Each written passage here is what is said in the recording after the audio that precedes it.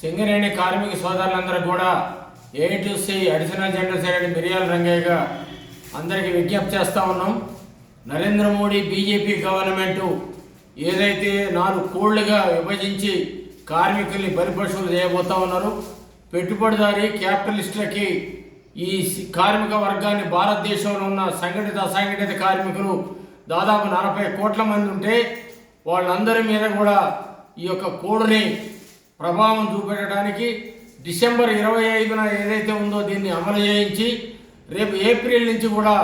అన్ని రాష్ట్రాల్లో కూడా అమలు చేయడానికి కోడ్ని ఆయన ప్రయత్నం చేస్తూ ఉన్నాడు. కాబట్టి ఈ కోళ్లకు వ్యతిరేకంగా ఈ బీజేపీ యొక్క వైఖరికి వ్యతిరేకంగా దేశవ్యాప్తంగా కూడా నరేంద్ర మోడీకి వ్యతిరేకంగా ఈ 4 కోళ్లకు వ్యతిరేకంగా ఏదైతే ఉందో ఈ నెల 12వ తారీఖు ఫిబ్రవరి 12వ తారీఖున సంఘటిత అసంఘటిత కార్మికులు, గనులు, కార్ఖానాలు, ఫ్యాక్టరీలో పనిచేసేటువంటి వాళ్ళు, వ్యవసాయ కూలీలు, వ్యవసాయ కార్మికులందరూ కూడా పెద్ద ఎత్తున నిరసన తెలియపరుస్తూ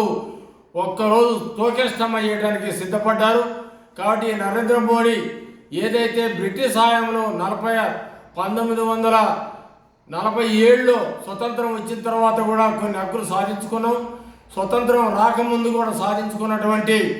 హక్కుల్ని A-C 1920 అక్టోబర్ 31వ తారీఖున బొంబాయిలో పుట్టిన తర్వాత దాదాపు 106 సంవత్సరాల్లో అనేక కార్మిక వర్గానికి మరి చట్టాలు సాధించి పెడితే 4 కోళ్లుగా విభజించి 44 చట్టాలని 29 చట్టాలుగా కుదించి 4 కోళ్లుగా విభజించి ఈయన కార్మిక ద్రోహం చేస్తూ ఉన్నాడు. ఆదాని అంబానీ పెట్టుబడిదారులకి ఈ యొక్క కార్మిక వర్గాన్ని అప్పచెప్పడం కోసం ఆయన చేసేటువంటి కుట్ర ఏదైతే ఉందో మరి ఏప్రిల్లో అమలు చేయడానికి సిద్ధపడ్డాడు. కాబట్టి దేశవ్యాప్తంగా కోట్ల మంది కార్మిక వర్గం అంతా కూడా టోకెన్ స్ట్రైక్ ఫిబ్రవరి 12న పెద్ద ఎత్తున ఆందోళన చేస్తూ ఉన్నారు. కాబట్టి సింగరేణి వ్యాప్తంగా ఉన్నటువంటి 6 జిల్లాలు సత్తుపల్లితో సహా 12 ఏరియాలో ఉన్నటువంటి సింగరేణి కార్మిక వర్గం అంతా కూడా 12వ తారీఖున పెద్ద ఎత్తున సమ్మె చేసి ఈ యొక్క మోడీ